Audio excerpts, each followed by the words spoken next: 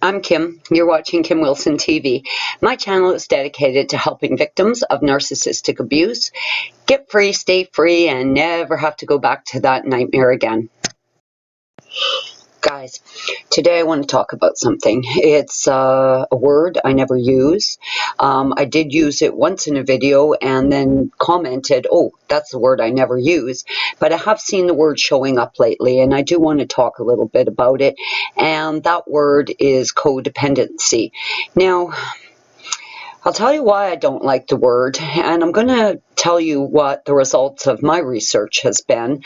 And I hope to really get some clarity about codependency today.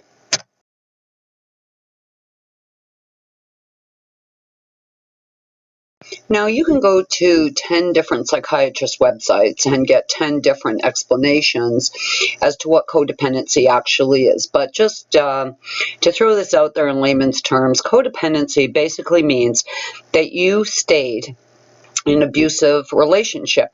Now, the social programming and kind of social norms and new age philosophies and psychobabble would like people to believe that staying in an abusive relationship makes you something called codependent, and that this codependency in itself is some form of mental illness. Now, there are lots of reasons why people stay in abusive relationships. One of the primary reasons, of course, is fear. Now, I don't know how many of you heard words like, if I ever catch you dating someone else, I'll kill the two of you. You ever leave me, you're going to find your dead dog dead in the front yard. You ever leave me, I'll kill you. You ever attempt to leave me, I'll destroy you. Now, when you've been living in abuse and you've seen abusive behavior, and these types of things are said to you over and over again, in many cases, fear is what keeps people there. Now, I didn't have children with my narc, but I know many of you do.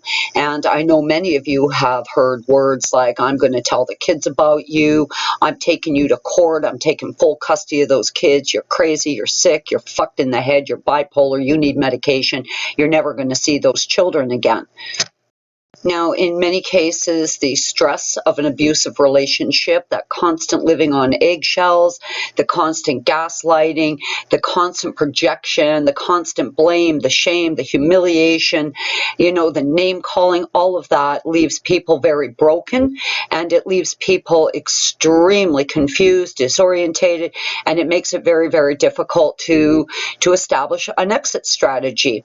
Another thing is, as part of the brainwashing, victims will quite frequently hear things like, you are stupid, you are ugly, you can't do a fucking thing right, you will never make it without me, you are nothing without me. And after months, years, decades of this mental pounding, people sadly become very, very conditioned to this. Now, let's keep in mind that post-traumatic stress disorder and Stockholm Syndrome are very, very real. And people can become, through abuse, very bonded to their abuser.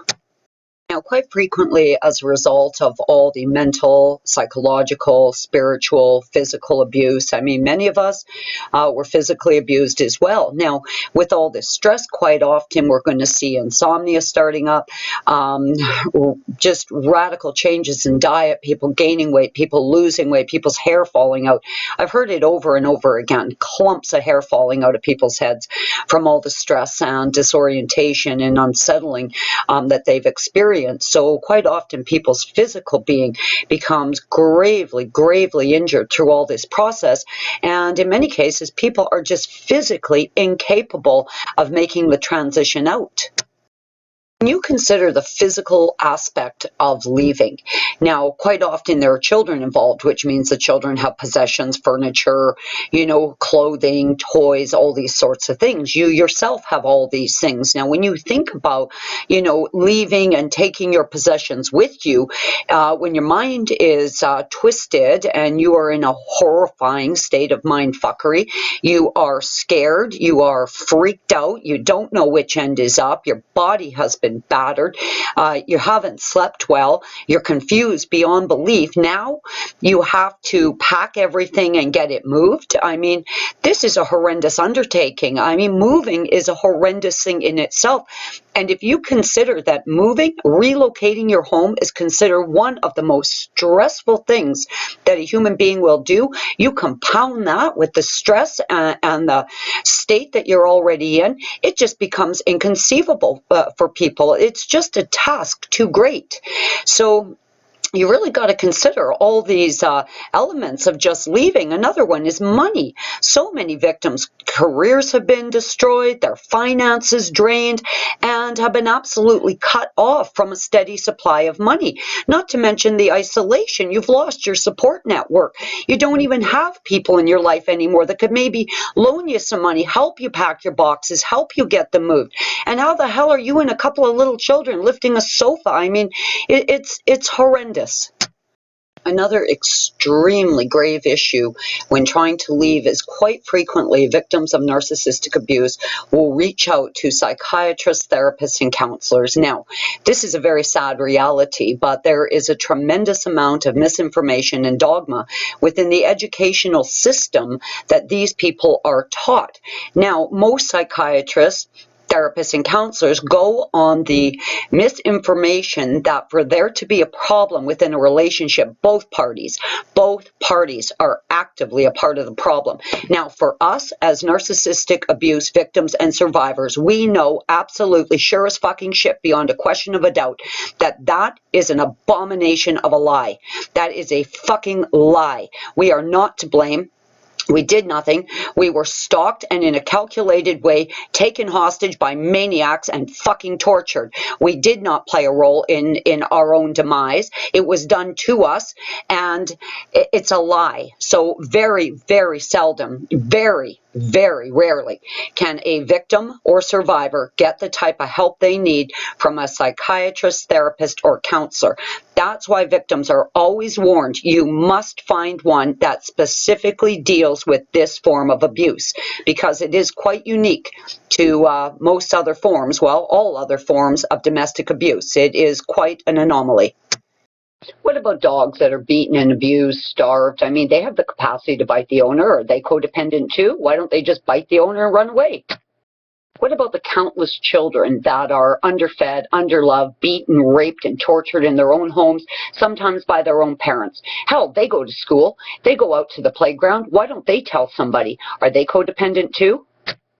Now, let's consider an elderly couple when one of the members of that union is diagnosed with a terminal illness. Now, the healthy partner, though elderly, may still be in very good shape. They're well aware of the burden that this will put on them. They know they have to give up a huge, huge part of their life. They're not going to sleep again properly watching for this sick partner. They're going to give up their friends, often family, all their hobbies and interests, knowing full well that their partner's illness could kill them before it kills them. In many, many cases, an elderly care provider dies and is more beaten down than the person with the terminal illness. And most elderly couples are well aware of that. In fact, doctors will explain that to them, to make sure they fully understand what they're buying into. So when an elderly woman decides to care for her sick and dying husband, knowing full well it could kill her, it could absolutely ruin what should be those senior wonder years of her life, is she codependent too? Now, you can talk to 10 different psychiatrists, and all 10 are going to give you a different explanation as to what codependency is. Now, with that dogma that both people are part of the problem, now, if your psychiatrist deems you to be not a part of the problem, they still have to label you with something. You still need a label, and that label is quite often codependency. Now, of course, with this labeling of codependency, they can then prescribe the appropriate medication for your mental illness. Now, oddly, one website that I visited, and I've been researching codependency for about 6 months, and I'm going to put my conclusion here in a minute. A healthy relationship is defined as two people actively making a sacrifice for each other for the good of the relationship. Now, in an abusive relationship, there you are, the victim, actively making sacrifices towards a healthy relationship. Then all of a sudden you're labeled crazy. I mean, you're doing the exact same thing that you should be doing in a healthy relationship. The fact that the lunatic is not reciprocating with the same type of behavior does not leave a mark on you. It's absolute insanity. Now, with everybody being labeled these days and everybody suffering from some form of mental illness, now I will tell you, I've read some very funny websites that actually say, since I only eat organic food and I absolutely refuse to eat any genetically modified, glyphosate-laden anything, I too have some type of eating disorder. I too have a mental illness because I don't want to eat a chemical weapon when I make dinner. I'm not buying this whole codependency thing as if there is a group of demented, twisted victim wannabes out there who are just, sourcing out fiends because they don't want a loving relationship. They don't want the safety, security, and comfort that a nurturing relationship provides. They don't want to make a real human connection. Hell no. They just want to enter into a relationship with a demonically possessed, total and utter piece of fucking shit turd from hell. And they want to get theirself in the bent-over position so they can get their ass kicked for the next months, years, or decades. Guys, after 6 months of research, I very simply just Google searched, is codependency real? Well, fuck no, it isn't real. There's no group of lunatics out there just want to take a beating. It just doesn't exist. It's absolute bullshit and dogma, okay? So don't even get your heads wrapped around it. You are not codependent. It doesn't exist. It's kind of like that thing where something's up, so they call it fibromyalgia, which too is not a real illness. It's absolute bullshit. So please, do not be kicking yourself. It's just more victim shaming. That's all it is. Now, there's a great video at TEDx Talks, and I encourage you to go to Google, punch in TEDx Talks, Leslie Morgan Steiner. Now, she was a victim of abuse, horrendous abuse, which looked a lot like narcissistic abuse. But this is a woman who is so elegant and so classy, and she very clearly describes why victims don't leave. And never once does she shame a victim.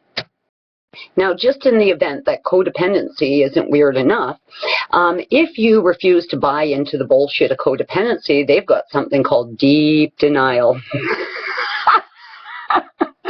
Now you have deep denial about a condition that doesn't exist. Okay, guys, I'm Kim. Bless your hearts. Love you lots. And please, let's not be victim shaming here, okay? This is not a place for victim shaming, and do not be dumping that stuff on yourself. Now, if you're still with your narc, you don't need to be calling yourself names, because don't worry, the narc's going to do it for you. Guys, love you lots. Please leave a comment and just let me know what your experience has been with the word codependency. It's not a word that I want to see used here, I mean really outside of this thread, because it's very, very detrimental and victim shaming in my opinion. Take care.